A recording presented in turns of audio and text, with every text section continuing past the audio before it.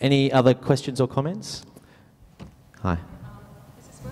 It is working. My name is Liz Curran. I'm the Director of the West Heidelberg Community Legal Services, which is in one of the poorest postcodes in Victoria/Australia.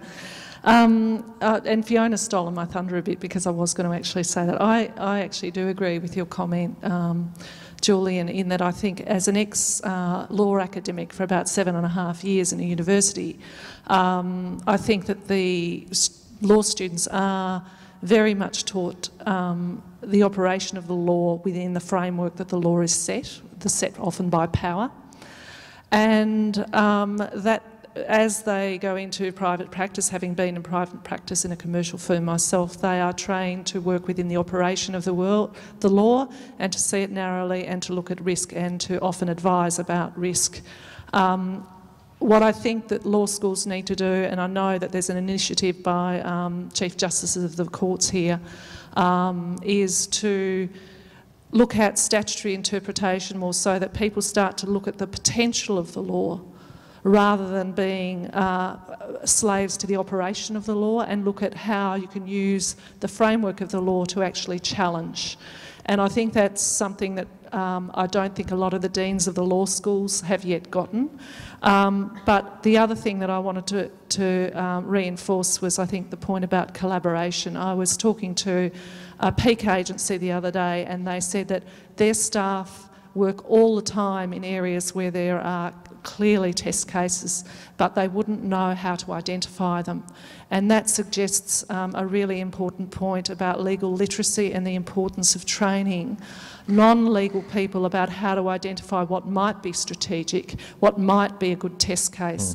And I've been doing that work with the Charter of Human Rights in Victoria, just picking up on your point, Nic, where I've been working with doctors, nurses, OTs, physios, counsellors, drug and alcohol workers to educate them about the Charter and how they can use it at a grassroots level to broker better outcomes with local authorities. So that's an example of using the law and working in collaboration with other people. And I think all professions, doctors are a classic example of working within their sphere, and lawyers do it too. But we need to actually open up, I think, those channels of communication, learn from each other and work in partnership to change the world. And I think that Fiona's point about collaboration is really critical to that happening. Thanks very much.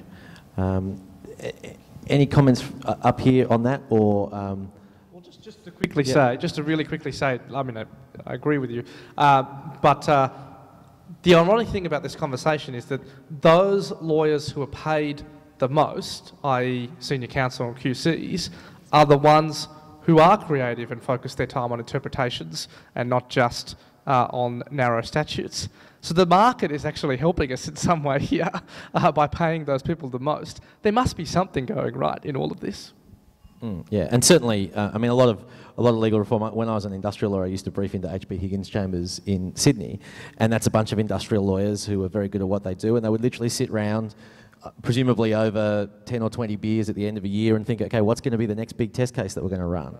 And that was a collaborative environment in a very old, kind of traditional bar structure, but in both senses of the word. But certainly, you know, a lot of social progress has occurred through techniques like that, and by tossing ideas around. Maybe people should, maybe the title of this seminar, which I momentarily forgot, should actually be the title of a course at law school. Up the back there was something. Yeah. I just was going to say, Erasure Harat, sorry. I was going to say, I'm not sure that I agree with the interpretation that lawyers are trained necessarily to be risk Well, averse. then sit down. I'm not interested. Sorry.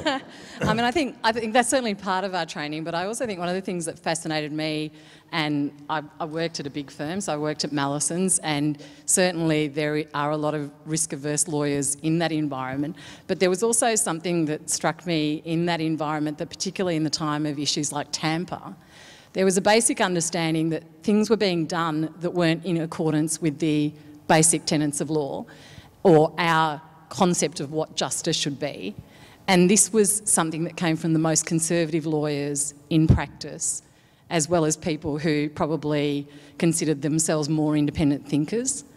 And sometimes to achieve change, it's bringing the conservative people along on the journey and getting them to support you in the big test cases. Oh, so, for example, totally agree. I mean, Julian Burnside's career transformation is a classic example of that. Yeah, You probably want the highly paid technical black letter lawyer to run your human rights case. Absolutely. And Julian Burnside's a classic example of someone who claims he was a big C conservative, and when he was watching the news and watching the Tampa case on television unfold, he couldn't sit there and accept what was happening in all good conscience. And I think that's something we forget.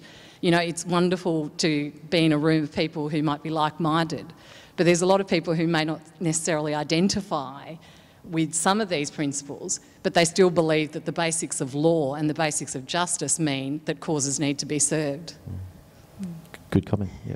You're going to I was going to agree and just say that's one of the secrets, which is now no longer a secret, about what PILCH does, is that sometimes we get to transform not just the lives of the clients we work with, but also the lives of the lawyers who do that work. And I see that on a regular basis, where a lawyer who would otherwise have no contact with the reality of injustice, being confronted with that, and not just confronted and walk on, but actually have to get beside that client and help them navigate something that's really unjust or unfair or just wrong. And it challenges the way they think, and they have to kind of recalibrate somewhere. And that's one of the great joys, frankly, of my job. And I think, yeah, as I say, that the secret really of what PILCH is all about in many ways. In that sense, I suppose PILCH is providing a more constructive form of midlife crisis for commercial lawyers, rather than just getting divorced, buying a Porsche and marrying your secretary. Okay, does that lower the tone enough? I think that's good, quite good. Did you want to make a comment? yeah, I want to. I sort of want to say sorry and then beat you again. So the sorry is, you know, I get it that you're here because you care about it. I get that you do care about it. I guess the point is that the reason that you put this on the agenda, the reason I've not had a conversation with a lawyer yet, probably with the exception of Julian, that says every single day is about change for me, and unless I'm doing that, I'm not doing it. You know, the reason this is here as a title is because it isn't happening. It's not, you know, it's not like. So we don't have to be defensive about that. I'm sure you're different, okay? But we don't have to. I don't think there's any need to be defensive. You are not making the change that is possible, that is afforded to you under the law. Now, you don't have to. That's fine. But we're not, and the profession isn't, I think, doing all that it can. And I think in terms of why, is I actually think part of the problem is where law in this country resides, and it's as a route to power and control. And I had the most frightening hour of my life. I do a lot of public speaking, and the worst gig I ever got in my life was speaking to Freehills lawyers. And Freehills... And that's pretty bad. That's actually a not contention of the Human Rights Charter, I think. Freehills put on a gig for their top, you know, whatever it's, you know, in your first 3 years, whatever you're called then, you know. They put on a gig once a year, and they bring them down. They brought them down to Melbourne. They put them up. They shacked them up for a couple of days. Am I speaking to anyone that was there when I spoke to them? I just love somebody to say, yes, it was true. And the head of Freehills got up and said, look, we are going to have a conversation about ethics. And it was about 2 days of ethics. And it was about saying, you are our best, but actually we want our best to actually have a place in society and to be able to think about how they're going to use the privilege of being one of the, you know, premier legal firms in the country. So that's the start. I stand up by going, okay, so I want to know how many of you can tell the truth, because I'm thinking that's an interesting concept, because certainly if my son was in a situation where he was having to face a lawyer and some help, I'd want somebody with empathy that could actually get in there and see, not just somebody that had a position, you know, whatever, but somebody who had empathy. So I would like to know how many of you can tell the truth. So I'm going to put my hand, I've got a really strong position, a powerful position, and I've taken drugs. I've smoked marijuana, I tried cocaine once, but I've never stuck a needle in my arm. Anybody here taken drugs? There's 200 people in the room, no one puts up their hands. And I'm going, well, why is no one putting up their hands? You clearly have all done it, you know. So let's not make any recreational drug, you know, you know, you've been at university 3 years out, you know, anything, just have you taken. Do ask that question. You know, has anybody, no, listen in a second. But so no one puts up their hands. So then the head of Freehills next to me, who's doing the gig, goes, hold on a minute, I'm struggling here. So can I join you and put up my hands? So I'm saying, right, now we're really going. There's Bill Clinton, me, Tony Blair, and your boss is all saying we've done it, right? So clearly, it doesn't stop your career. Please, not one person, and I didn't move on to my talk about ethics. I spent an hour walking around saying, is nobody in this room, not one single frigging lawyer willing to put up their hand? And the only comments I got, honest to God, an hour, the only smart ass comments like, I've got really drunk, stupid person. You know, it's like, is there somebody here that can tell the truth?